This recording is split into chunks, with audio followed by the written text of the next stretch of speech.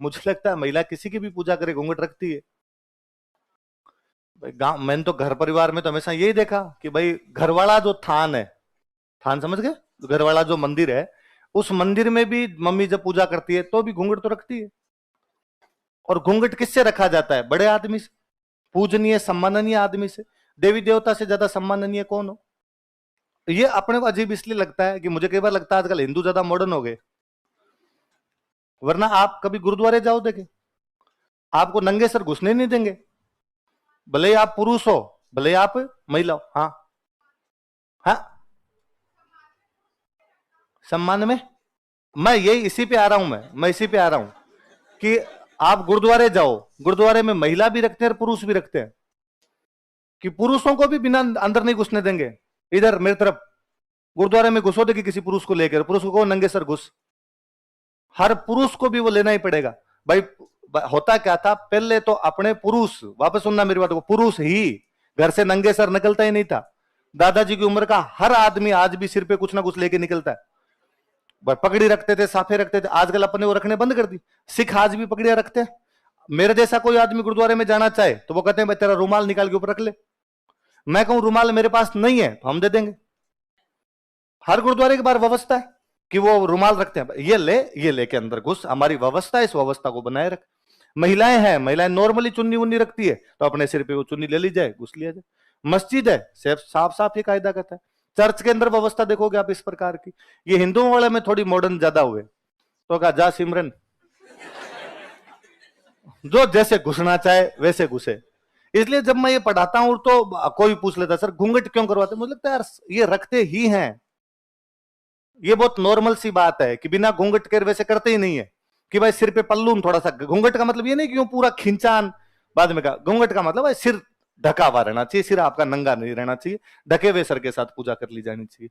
और ये भारत में हर चीजों को जो जेंडर से जोड़ देते हो, इससे बुरा कुछ ही नहीं है। भारत में खूब सारे मंदिर ऐसे हैं जिसमें पुरुषों को घुसने नहीं देते, बाहर लिखा हुआ है पुरुषों का आना वर्जित है, यहां केवल महिलाएं ही आ सकती है। ऐसे ऐसे मंदिर मिल जाएंगे हिमाचल प्रदेश उत्तराखंड साइड में आपको। तो मुझे बड़ी हैरानी हुई थी कि 2-3 साल पहले वो केरला वाला एक मुद्दा हुआ था, सबरीमला, कि भगवान विष्णु का एक अवतार है साउथ में अयप्पा, और अयप्पा के मंदिर में कोई भी घुस सकता है, कोई भी, महिलाएं भी घुस सकती है, पुरुष भी घुस सकते हैं। एक सबरीमला एक ऐसी जगह है जहां पर यह कहा गया कि 8 साल से ऊपर और 55 साल से कम उम्र की महिलाएं, इस बीच के एज की जो महिलाएं वो यहां पर नहीं आएगी। ऐसा उनका विश्वास है कि अयप्पा ने यहां पर अपना कुछ समय बिताया था और उस समय अयप्पा ने कहा था मैं महिलाओं के दर्शन वगैरह नहीं करूंगा, तो महिलाओं के सामने नहीं आते थे। तो उनके जो भक्त है वो इस बात को मानते हैं, उनकी जो भक्त महिलाएं हैं वो भी इस बात को मानती है। और उनको यदि जाना ही होता है अयप्पा के मंदिर में तो आसपास का कोई दूसरा मंदिर उसमें चले जाओ, वो जो पर्टिकुलर सबरीमला वाला मंदिर है उसके अंदर महिलाएं नहीं जाती।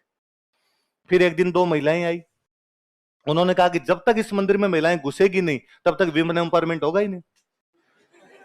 विमेन एम्पावरमेंट केवल यहां अटका हुआ है, जब इसमें घुस जाएगी तो महिलाएं अचानक चांद पे जाएगी, और जब तक इसमें नहीं घुसेगी तब तक महिलाओं का शोषण जारी है। इसलिए महिलाओं को इस शोषण से बचाना है, इसलिए इस मंदिर में घुसना पड़ेगा। उन 2 महिलाओं का उस मंदिर से, अयप्पा से, धर्म से कोई लेना देना नहीं।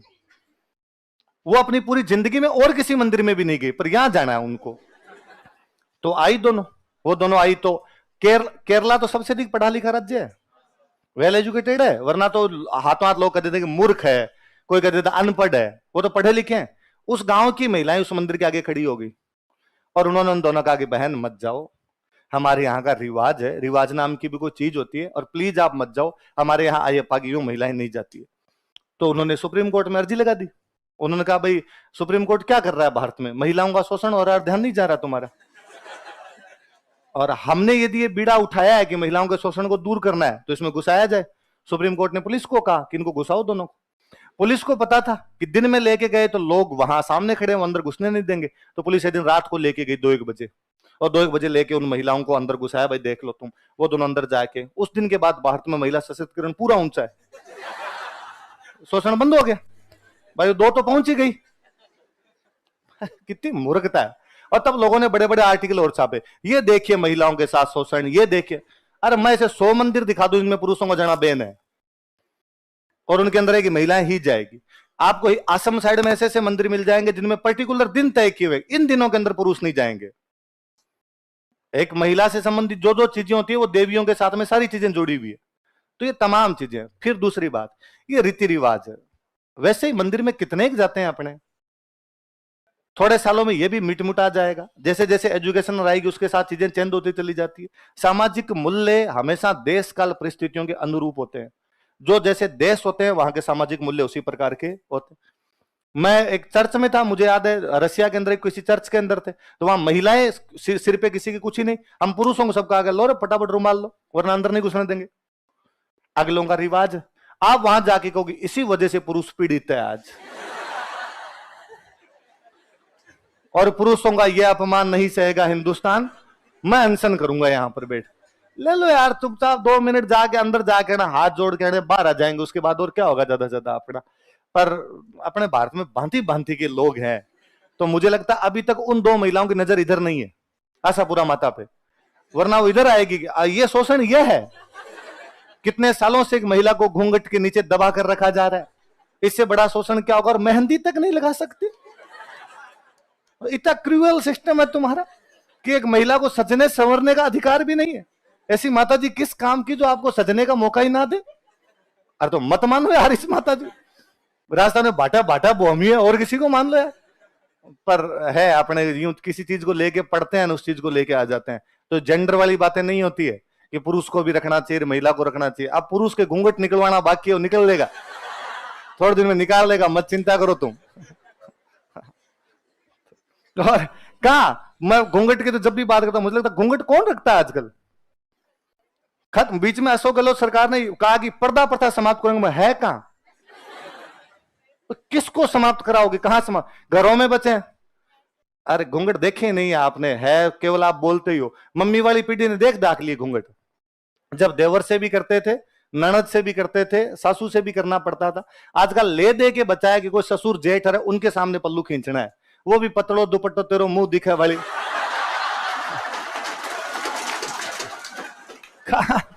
उसमें भी लगता है शादी के टाइम में सबसे मॉडर्न ईसाई, सबसे मॉडर्न यूरोप वाले, उनमें भी लड़कियां शादी के टाइम तो इतना लंबा ले रही है, सबके पड़े हैं लंबे लंबे पड़े हैं एकदम, तो फैशन है। अपने भी कहा जाएगा फैशन है। तो अब पर्दा पर था, फिर कई बार लोग कहते हैं नहीं घूंघट तो होते हैं, तो फिर लाओ अपनी मम्मी को या अपने परिवार की किसी महिला को लाओ WTP घुमाओ और बताओ यहाँ कितनी घूंघट में घूम रही है। गांव वाली महिला यहां आके भी रख रही है क्या घूंघट, यहाँ WTP में कितनी देखी। मैं कहता हूं अनपढ़ से अनपढ़ महिला को लेके जाओ, गांव वाली महिला गांव वाली बस में जब बैठती है ना तो घूंघट यहां लाती है। अब इस गांव से पीछा छुड़ा, अगले गांव में अपने को कोई नहीं जानता, यहां किस बात के घूंघट है। घूंघट वहीं तो कर रहे हैं जहां किसी को जानते हैं। कि भाई मार्केट भी गए और साथ में मम्मी है, फिर अचानक अपने कहते हैं अरे वो अंकल है, तो मम्मी को लगता है भाई इसके पापा के साथ के इनसे घूंघट कर लिया जाए, वरना जहां कोई नहीं जानता वहां कोई घूंघट नहीं। तो पर्दा पर था। है आसपास आशीर्वाद, शादी के बाद जो आशीर्वाद समारोह होता है उसमें हट जाता है। लो ये मॉडर्न लोग देखो, आशीर्वाद जैसे आशीर्वाद ग्रहण किया उसने कहा अब नहीं रखूंगी मैं। तो लड़कियों प्रथा क्या होती है तुमने देखा नहीं है।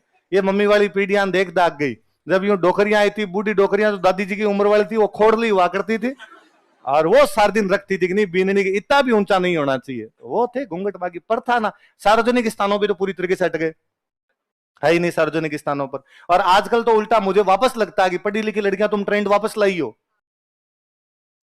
कि सेल्फी के चक्कर में, कि उसमें शायद थोड़ा ज्यादा अच्छा पोज आते हैं, थोड़े उधर कैंडिड पिक ज्यादा अच्छे आ जाएंगे, तो इस चक्कर में वापस आया। वरना बीच में तो एक बार सबने रखने बंद किए थे। किस बात है घूंघट है। प्रथा का मतलब होता है जबरदस्ती जो बहुत ज्यादा बड़े लोगों में फैली हुई हो, प्रथा नहीं है। ये भी धीरे धीरे हट उठ आ जाएगी अपने आप। अगली लिखो, तो अब पुरुष करेगा थोड़े दिनों मत चिंता करो, राजी रहो तुम। हाँ मैं ही करके आऊंगा क्लास में।